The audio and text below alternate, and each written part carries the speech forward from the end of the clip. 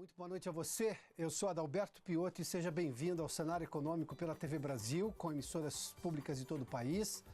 Diretamente dos estúdios da B3, aqui no centro da cidade de São Paulo. Vamos aos destaques de hoje, que tem CAGED, ou seja, geração de emprego com carteira assinada, e também a divulgação do PIB, que estava sendo esperada justamente para hoje, foi divulgada pelo IBGE. O PIB avançou em 2018. A economia cresceu pelo segundo ano consecutivo e deu adeus à recessão de 2015 e 2016. Mas cresceu pouco, muito menos do que o país precisa nesse momento. O crescimento foi bastante baixo, de 1,1%. Não que não fosse previsto, levando-se em conta todas as revisões que foram feitas para baixo do PIB no ano passado, dados os problemas do ano passado, que a gente conversa daqui a pouquinho. Mas ainda assim é um PIB baixo, embora seja positivo e pelo segundo ano consecutivo. O emprego com carteira assinada teve saldo positivo em janeiro. Agora o outro detalhe. Quase metade das pessoas que estão desempregadas hoje vai passar o carnaval, sabe fazendo o quê? Buscando emprego. Tudo isso no cenário econômico que já está no ar.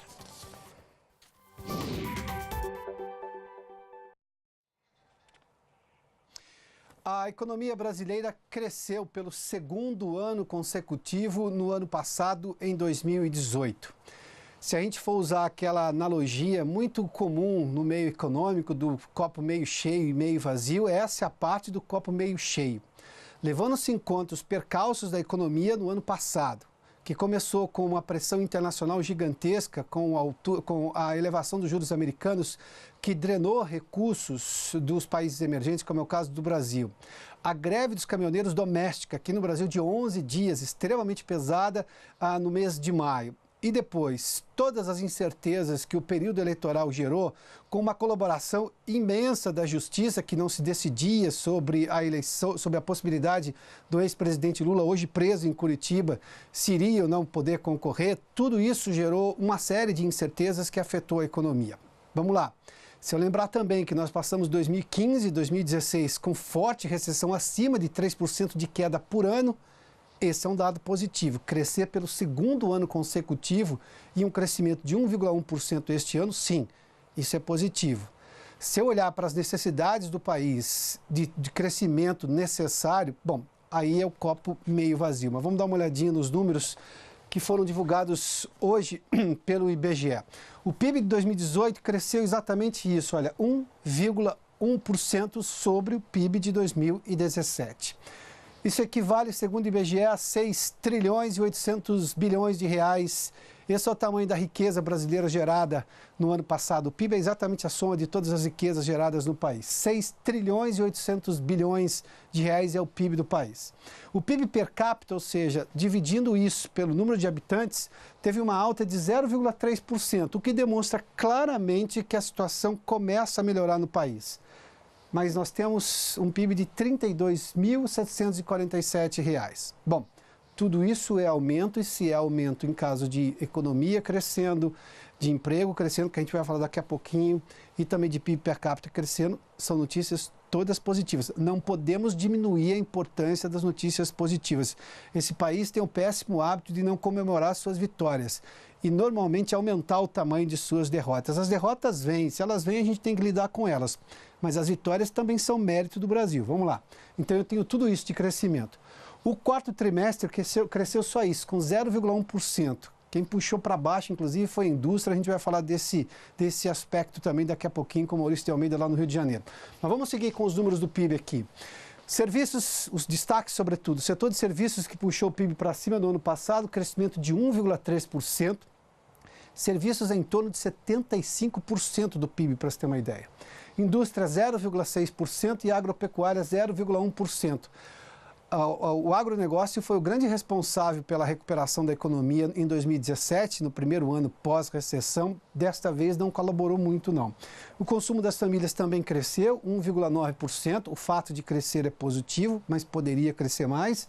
E a formação bruta de capital fixo, que é exatamente investimento de uma empresa num novo galpão, em máquinas, também cresceu, 4,1%.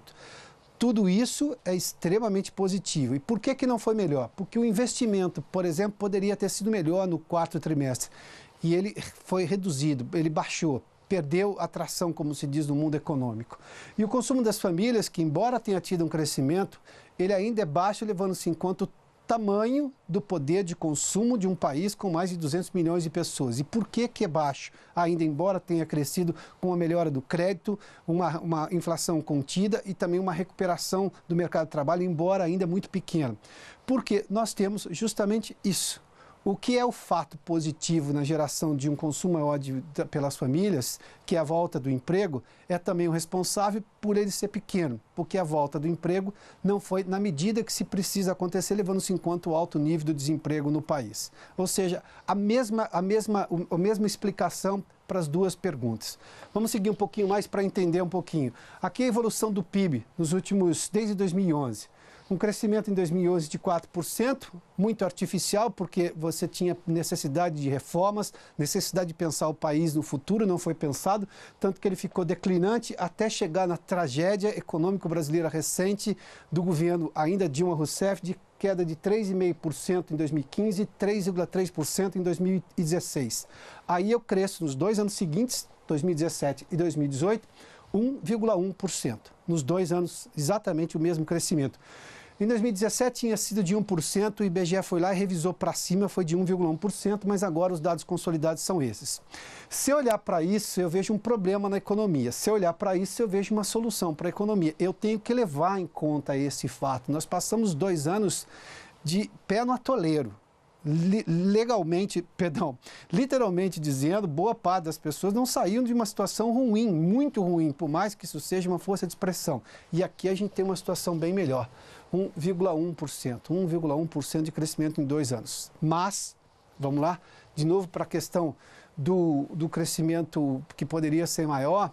No final de 2017, nós falamos isso aqui no cenário econômico, você se lembra, havia uma previsão de crescimento da economia, até porque a gente tinha saído da recessão em 2017, teve um problema político gigantesco, que foi o Joesley Day. Lembra daquela história das denúncias? A Bolsa caiu mais de 10%, envolvendo o ex-presidente Temer.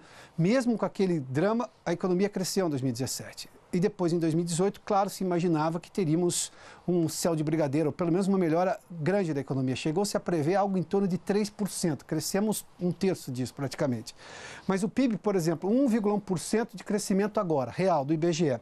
As previsões que se tinha, o IBCBR, que foi divulgado recentemente, que é o Índice de Atividade Econômica do Banco Central, que é uma prévia do PIB, 1,15%, ou seja, até um pouquinho maior. O monitor do PIB, que usa uma metodologia muito semelhante ao IBGE, bateu 1,1%, conforme a gente divulgou por esses dias todos aqui. Essa é a realidade do PIB brasileiro. Daqui a pouco a gente vai falar sobre emprego com carteira assinada, mas isso demonstra claramente o quanto que ainda nós temos por crescer, a necessidade de crescer mais. Mas, evidentemente, há um cenário, sim, positivo de recuperação, a gente vai falar disso, inclusive, na entrevista hoje aqui no cenário econômico, mas muita coisa por fazer para se ter uma melhora no crescimento. Por exemplo, a reforma da Previdência, não é que ela vai embutir automaticamente um crescimento gigantesco no país, mas ela melhora a condição fiscal do governo. O governo investe cada vez menos porque tem que pagar salários e aposentadorias. Daí a história de enxugamento do tamanho do Estado, diminuir o tamanho do Estado, a folha de pagamento do Estado, a folha de pagamento com Previdência aumentando o tempo em que as pessoas vão contribuir. Isso dá solvência fiscal para o Estado e isso, claro, traz para o investidor, tanto interno quanto externo, uma certeza de que o país não vai entrar num ciclo vicioso, e sim num ciclo virtuoso de crescimento econômico. Por isso que a reforma da Previdência tem esse impacto na questão da geração de melhores dias para a economia brasileira. Bom, vamos falar sobre o 4º trimestre, sobretudo, apesar de tudo, porque nós tivemos 8 trimestres de crescimento consecutivo, é outro dado positivo, embora o 4º trimestre do ano passado tenha sido ruim, mas a indústria, por exemplo, que não foi bem no 4º trimestre, teve de novo pelo menos um ano de crescimento econômico. O Maurício de Almeida está conosco no Rio de Janeiro e tem detalhes sobre especificamente o caso da indústria no ano passado. Maurício, boa noite. Olá, Piotr, boa noite. De acordo com os dados que foram divulgados hoje pelo IBGE, a indústria teve uma queda de 0,3% no 4º trimestre de 2018 na comparação com os 3 meses anteriores. Mesmo assim, o setor conseguiu sair do vermelho no balanço total do ano. Depois de 4 anos de resultados negativos, a indústria registrou um crescimento de 0,6%, melhora que já refletiu na geração de empregos, ainda que discreta, mais 0,2%, na comparação com 2017. A utilização da capacidade instalada também aumentou 0,2%. Outro dado positivo foi o crescimento de 1% da produção em 2018, além do faturamento da indústria, que avançou em média 4,1%. Os números só não foram melhores por causa do mau desempenho da construção civil, que ainda não conseguiu sair da crise e encolheu 2,5% no ano passado. Para 2019, a expectativa é positiva por causa principalmente das reformas e da nova política econômica. Em fevereiro, segundo a Fundação Getúlio Vargas, a confiança na indústria registrou o maior nível desde agosto de 2018. Os dados da CNI, a Confederação Nacional da Indústria, também apontam para o aumento do otimismo no setor. Vamos torcer, para que todas essas previsões se transformem em realidade. Piotr.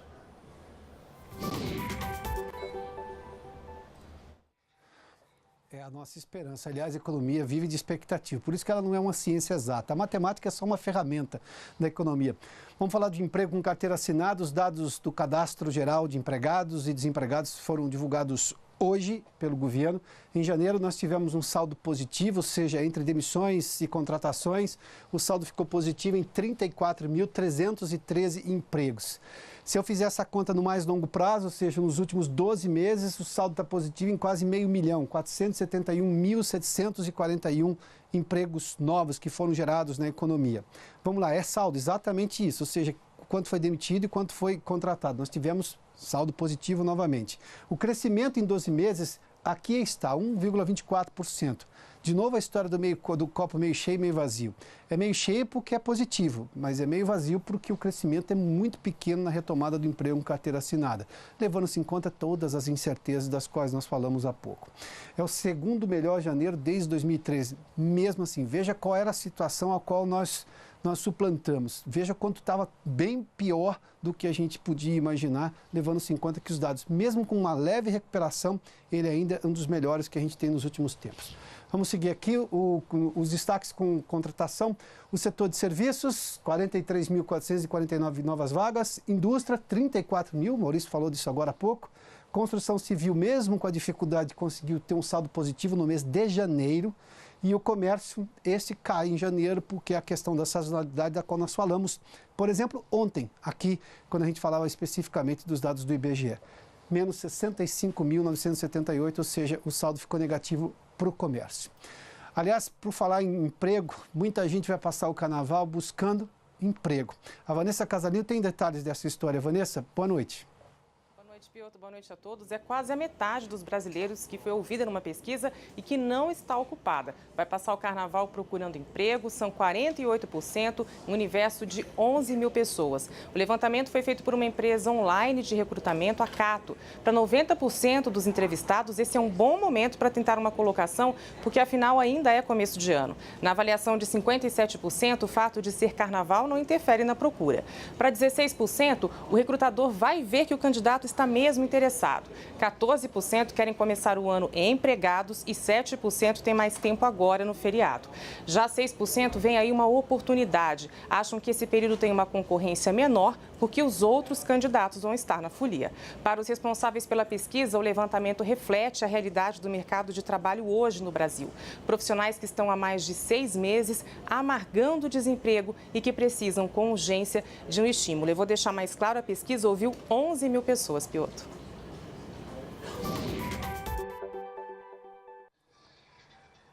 Muito obrigado, Vanessa. Vamos ver como é que ficou o mercado hoje. A Bolsa caiu 1,76%. A explicação foi uma entrevista hoje, um encontro do presidente Jair Bolsonaro no Palácio do Planalto com jornalistas. Ele disse que o Congresso provavelmente deve mudar alguma coisa no projeto de reforma da Previdência, que chegou na semana passada, e reduzir a idade da mulher, por exemplo, de 62 para 60 anos. Claro que isso mexeu de forma muito objetiva com o mercado, porque se estima que esse tipo de negociação só deva ocorrer lá na frente, quando você tiver uma demanda clara por parte dos parlamentares. Isso foi visto por parte do mercado, independentemente de qual foi a intenção do presidente, mas isso foi visto como parte do mercado de que o governo já estaria pronto para ceder em várias coisas, sem ter uma demanda específica para garantir votos a favor da reforma em si. Portanto, a Bolsa caiu 1,76%, a Petrobras hoje praticamente estável, 0,07%. O lucro da Petrobras foi divulgado ontem, logo no final do dia, houve uma informação equivocada no site da empresa que seria hoje apenas, mas foi ontem, depois do fechamento do mercado. O lucro da Petrobras foi de 25 bilhões e 700 milhões de reais no ano passado. E o dólar comercial, hoje, com uma alta de 0,61%, também focado na história da entrevista, da conversa do presidente Jair Bolsonaro com jornalistas, alta de 0,61 a R$ 3,75. Vamos fazer um intervalo? Daqui a pouco eu falo um pouquinho mais sobre PIB, da expectativa dos empresários em relação à economia brasileira. Logo depois do intervalo, eu espero você. Já de volta com o cenário econômico para falar um pouco mais sobre PIB, mas sobretudo sobre expectativa da economia. Em relação à economia, que uma pesquisa revela aqui que pelo menos mais de 100 empresários entre empresas nacionais e multinacionais têm uma expectativa, sim, de uma melhora econômica clara. A pesquisa foi feita pela Sanpou, Escola de Negócios. A Eliane Teixeira dos Santos, economista, está conosco aqui. Seja bem-vinda. Muito obrigada. Eliane. Bom, a pesquisa eu vi e tem um gráfico muito claro aqui em relação, desde, na verdade, do primeiro trimestre de 2016. Perfeito. E se eu olhar, eu tenho, claro, uma alta, o pico aconteceu no primeiro trimestre de 2018, o que nós estamos falando lá depois de 2017, de sair da recessão. Ele oscilou razoavelmente, mas voltou a 126 pontos aqui neste quarto trimestre do ano passado. O que pode dar errado para essas pessoas, esses empresários mudarem de ideia? Eu vou começar pela notícia, pela parte, digamos, provocadora da entrevista.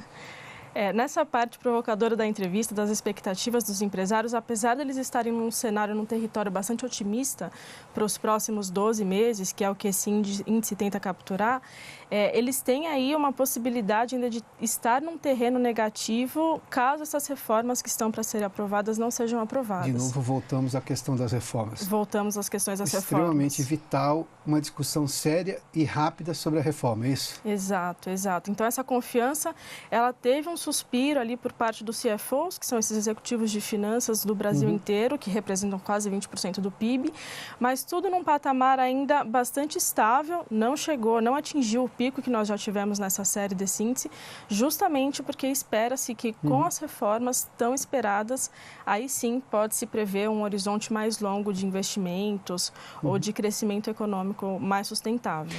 Eu fiz menção a de ser rápido, a necessidade de ser rápido, mas rápido não quer dizer atabalhoado. O que não se pode é perder tempo. Vamos lá, um exemplo claro. Havia previsão de se formar a Comissão de Constituição e Justiça da Câmara, que é o primeiro passo para a reforma andar no Congresso, nesta terça-feira. Nós temos um carnaval agora que termina na quarta, e depois a quinta e sexta-feira, normalmente são dias frios no Congresso, vai só para depois. É esse tipo de coisa que o país não consegue suportar mais, não é? Essa demora, essa lentidão sem nenhuma explicação. Perfeito, é exatamente isso. E sem ter qualquer tipo de perspectivas sólidas de melhora, os CFOs ficam cada vez menos otimistas para poder investir num horizonte de tempo mais longo. Como é que o empresário vai investir na economia real, produtivamente, no investimento que vai ser maturado em 3, 10 anos, eventualmente, se não existe a expectativa de estabilidade ou a expectativa de que reformas estruturais estejam sendo feitas.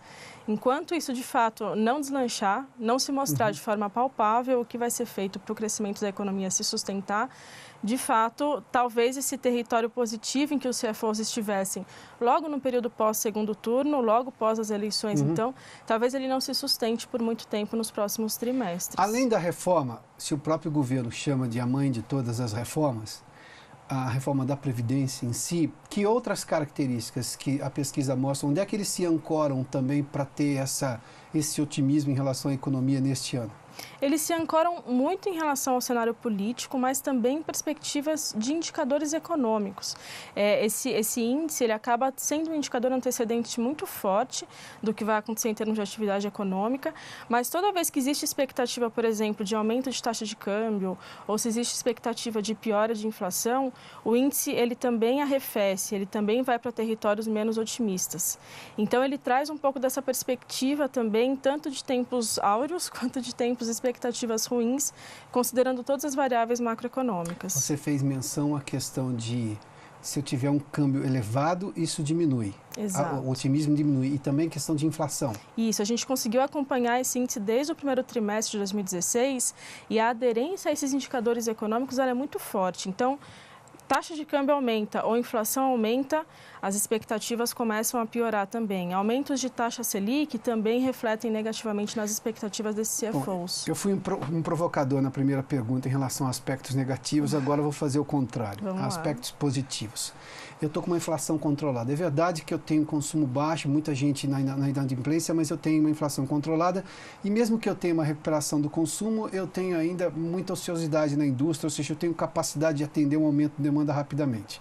Um lado positivo desse momento econômico. Perfeito. Falando sobre o câmbio, até tempos atrás, quando a gente tinha um susto na economia, o câmbio ia a R$ 3,90, R$ 4,00. Mesmo com esses últimos sustos e problemas políticos, ele ficou em R$ 3,70, R$ 3,74, R$ 3,76, não voltou àqueles patamares. O que isso quer dizer? Ou seja, a gente está conseguindo administrar esses problemas de curto prazo para que não afetem do ponto de vista de análise para investimentos de longo prazo de uma maneira mais forte? Isso pode ser um sinal de que os investidores, principalmente investidores estrangeiros que mantêm capital externo no país, estejam dando uma chance ao novo governo para ele se provar. A partir do momento que o governo conseguir se provar, as coisas ficam cada vez mais estáveis, inclusive no mercado cambial.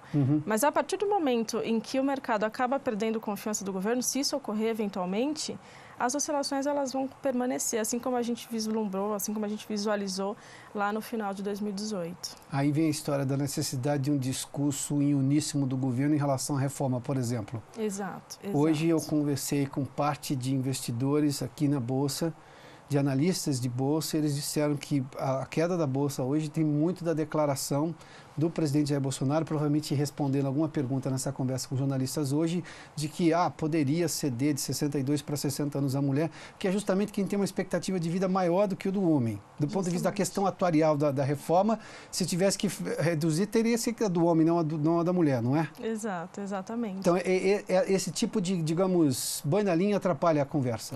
Com certeza atrapalha, com certeza atrapalha. E uma característica interessante do índice, pensando nessa questão de investimentos em mercado de capitais, é que ele tem uma aderência muito forte também, não só em investimento produtivo, mas investimento em renda fixa, investimento em bolsa. E a gente percebe que expectativas mais altas, elas se refletem positivamente também em ambos os tipos de investimento, tanto investimento produtivo na economia real, aquele que vai atingir ou vai gerar um crescimento mais sustentável, quanto investimento em mercado de capitais, bolsa e renda fixa.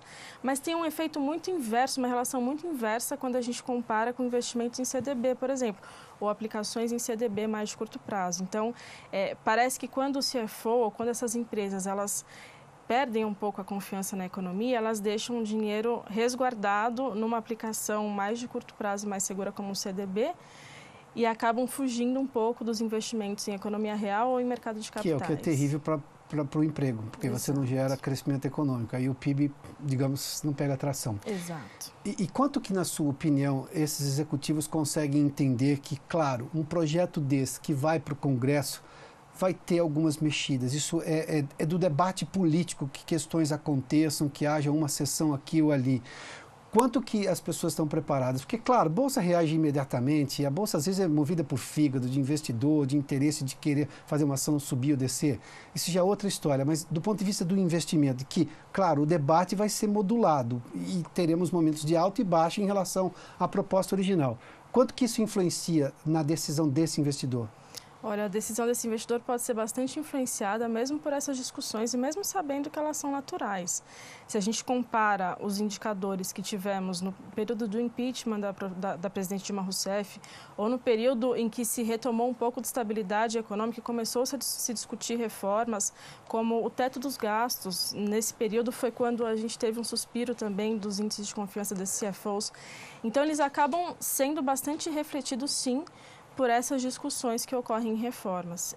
E enquanto isso não se vislumbrar como algo factível, dificilmente esses indicadores de confiança vão para patamares muito superiores aos atuais. O Brasil começou no dia 1º de janeiro, mas a discussão da reforma, pelo visto, no Congresso vai ser só depois do Carnaval, que é essa coisa terrível de que o Brasil só começa depois do Carnaval. Eliane, obrigado pela gentileza da entrevista aqui ao Cenário Econômico. Boa noite, hein? Boa noite. Bom, o cenário econômico termina aqui. A história da reforma da Previdência vai fazer oscilar uma série de índices e expectativas da economia e, lamentavelmente, não poderia ser diferente, a menos que se consiga logo um formato final, com grande aceitação dentro do Congresso, para a reforma andar rapidamente. Isso não quer dizer de forma atabalhoada, eu vou insistir na tese. Rapidamente quer dizer com agilidade, com interesse no país. O cenário econômico termina aqui. Obrigado pela sua companhia, pela audiência. Boa noite a você. Até amanhã.